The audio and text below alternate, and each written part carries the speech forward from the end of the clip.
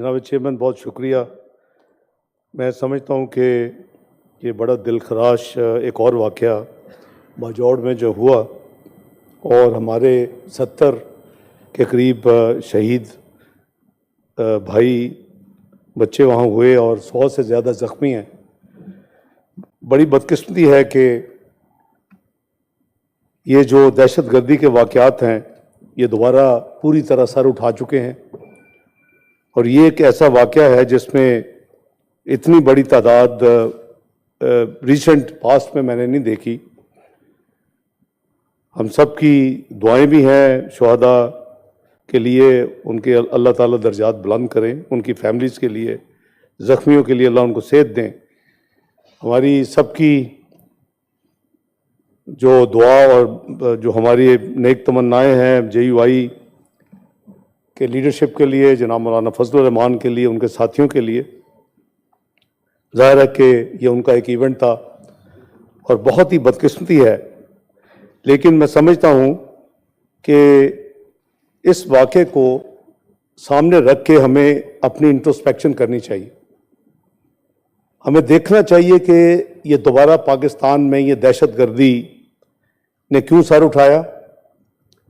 जनाब chairman, I am sure कि आपको याद होगा 2014 का बजट पास हो चुका था और 2013-14 में जो तादाद थी दहशतगर्दी के वाक़यात की वो बहुत ही पीक कर चुकी थी, अगर आपको याद हो। और बजट में ऑब्वियसली किसी को ये उस वक़्त ख्याल नहीं था कि इसके खिलाफ फौरी ऑपरेशन शुरू होगा। तो मुझे याद है कि नेशनल सिक्योरिटी कमेटी की मीटिंग बुलाई गई और इस पे डिस्कशन हुई। मियां नवाज शरीफ साहब प्राइम मिनिस्टर थे और 2013 में जो हमने as a political party election लड़ा तो मुझे याद है हमने कहा कि हम 3 E's के खिलाफ हमारी जंग होगी इलेक्शन अगर हम जीतते हैं। एक इकॉनमी थी, एक एनर्जी थी जो 18 घंटे की लोड शेडिंग मुल्क में चल रही थी एवरेज, और तीसरा एक्सट्रीमिज्म था, दहशतगर्दी। तो इकॉनमी को थोड़ा संभालने के बाद पहले साल में ये फैसला हुआ उस कमेटी में, और उसमें सिविल मिलिट्री लीडरशिप जैसे होती है मौजूद थी, कि अब दहशतगर्दी को हेड ऑन लेना चाहिए।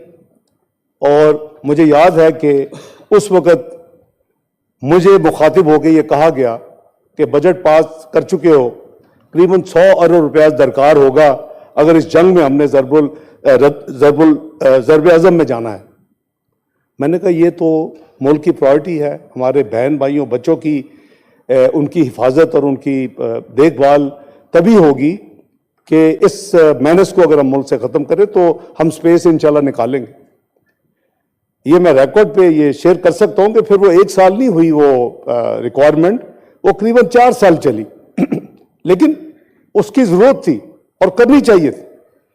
और आपने देखा कि अगर आप स्टैटिस्टिक मंगवाएं, यहाँ मैं तो समझू रिक्वेस्ट करूंगा कि आप इंटीरियर मिनिस्ट्री को यहाँ बुला के एक तफसील के साथ पूरी ब्रीफिंग लें, उस जमाने की स्टैटिस्टिक्स लें, 13 कहाँ था पाकिस्तान, 14 में कहाँ था, 15 में कहाँ था, इस तरह ले, और साथ आप अब के जो इंसिडेंट जो दोबारा वो जो कर्व ऊपर जा रहा है और हर आने वाले हफ्ते में या महीने में पिछले महीने से बुरी हालत होती जा रही है और ज़्यादा दहशतगर्द के वाक़यात हो रहे हैं। हमें इस हाउस को, ये फेडरेशन का नुमाइंदा हाउस है, ये फैसला करे कि हमारा आगे लाया अमल क्या होना चाहिए, मुल्क को क्या करना चाहिए। उसकी वजह यह है कि उस वक़्त ज़रब अज़ब हुआ। आपको याद होगा कि दिसंबर 2014 में बहुत ही इसी तरह का एक दिल हिला देने वाला वाक़या, APS स्कूल के जो हमारे बच्चे शहीद हुए, और उसके बाद तमाम पॉलिटिकल पार्टीज, कोई उसमें एक्सेप्शन नहीं थी, वो सब इकट्ठे हुए, यहां सीरीज ऑफ मीटिंग्स हुई, एक नेशनल एक्शन प्लान बनाया गया, उसके ऊपर हमने अमल दरामद किया, लेकिन कुछ हिस्से पे हम अमल दरामद नहीं कर पाए। फास्ट फॉरवर्ड, उसके बाद रद्दुल फसाद शुरू किया गया वो इंटरनल था, ज़रब अज़ब स्पेसिफिक नॉर्दर्न एरियाज में था, खासकर फाटा के इलाके में। रद्दुल फसाद जो था वो मुल्क के अंदर था।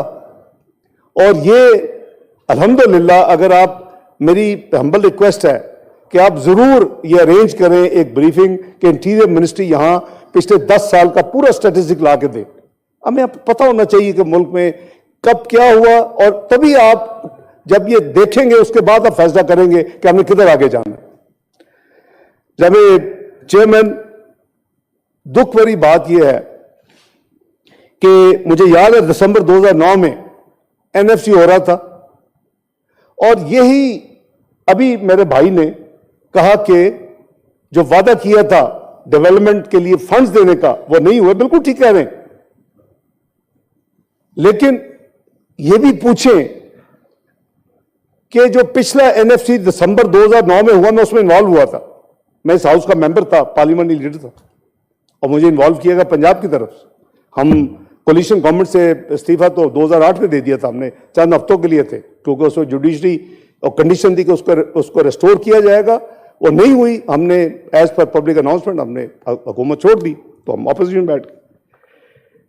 तो ये फाटा की डेवलपमेंट के लिए एक भरपूर और स्ट्रांग वहां एक केपी की हुकूमत ने और सूबे ने ये डिमांड उठाई कि जी ग्रॉस पूल से एनएफसी में जो हम रिसोर्सेज इकट्ठे करते हैं, जो पूरे मुल्क में डिस्ट्रीब्यूट होते हैं, फेडरल गवर्नमेंट में भी और सूबाई हुकूमतों में भी, उसमें से ग्रॉस में 1% वॉर और टेरर के नाम पे दिया जाए।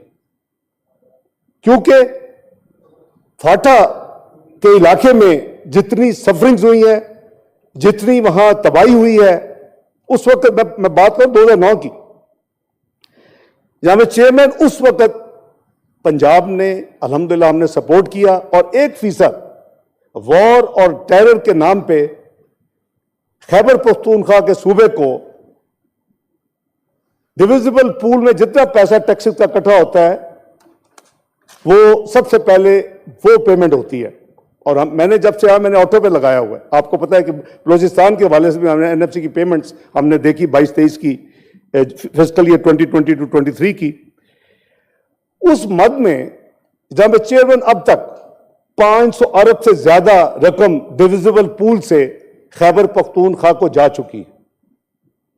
सिर्फ इस साल में जो हमने 30 जून 2023 को खत्म किया, 71 बिलियन एक साल में, 71 बिलियन इस मद में खैबर पख्तूनख्वा को गया।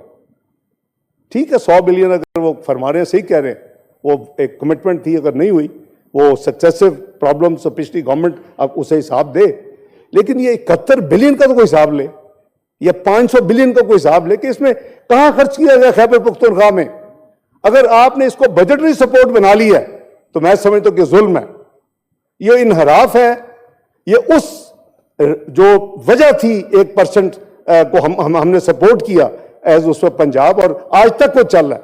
जब तक नया एनएफसी नहीं आएगा ये पेमेंट होती रहेगी, और 2009 से हो रही है, ये 14वां साल है, और ये इस साल में हाईएस्ट पेमेंट हुई है 71 बिलियन 30 जून 2023 जो फिस्कल ईयर कंप्लीट हुआ। तो मैं समझता हूं जनाबे चेयरमैन, ये हमारी फिर बदकिस्मती है। मैं ब्लेम गेम में नहीं पढ़ना चाहता।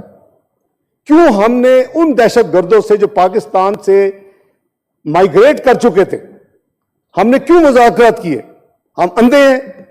हम अकल से आरी हैं? मैं इसका जवाब नहीं दे सकता, इसका जवाब पिछली हुकूमत दे सकती है। क्यों मुज़ाकरात किए?